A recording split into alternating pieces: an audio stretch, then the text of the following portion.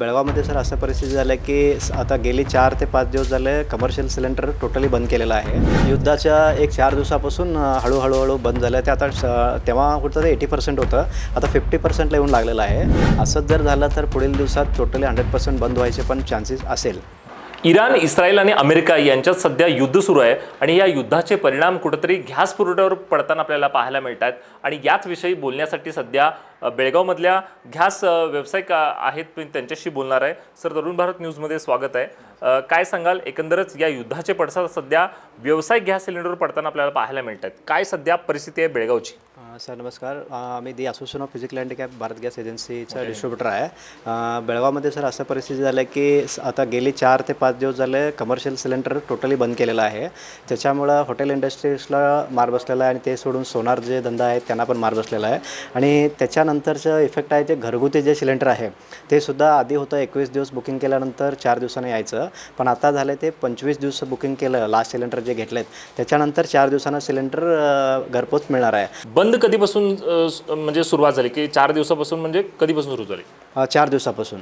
युद्धाच्या एक 4 दिवसापासून हळूहळू बंद झालं. ते आता तेव्हा होतं ते 80% होतं, आता 50%ला येऊन लागलेलं आहे. असंच जर झालं तर पुढील दिवसात टोटली 100% बंद व्हायचे पण चान्सेस असेल. पण जर व्यावसायिक तर आहेच, पण घरगुतीवर याचा परिणाम होतोय?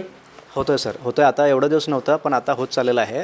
पण त्याच्यामध्ये काही लोकांनी जे ओल्ड स्टॉक ठेवलेलं होतं त्याच्यामध्ये सेल करून थांबलेलं आहेत.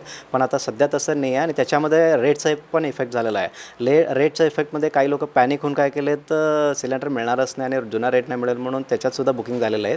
मग तसं होऊन ज्यांना गरजू आहे त्यांनासुद्धा भेटत नाही झालेलं आहे. पण हे सगळं सुरू असताना, म्हणजे हे सगळं सावट सुरू असताना घरगुती तुम्ही बंद आहे म्हणून सांगितला, पण आताच आम्हाला माहिती असं मिळाली की हे सर्व्हरमध्ये पण डाऊन झालेलं आहे. काही ठिकाणी याचविषयी गर्दी पण होते जेव्हा तुम्ही नंबर लावण्यासाठी गेलेला असता. हे सध्या काय? तसं आम्हाला माहिती मिळाल्यापासून आजचं जे पोझिशन आहे ऑनलाईन पेमेंट जे करेल त्यांचं बुकिंग होत आहे.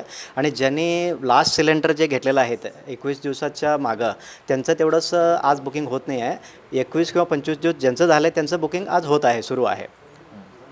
मग हे किती दिवस असंच राहील अशी तुम्हाला काय माहिती आलेली आहे? आम्हाला माहितीनुसार अजून एक 2-4 दिवस हे जाण्याची शक्यता आहे.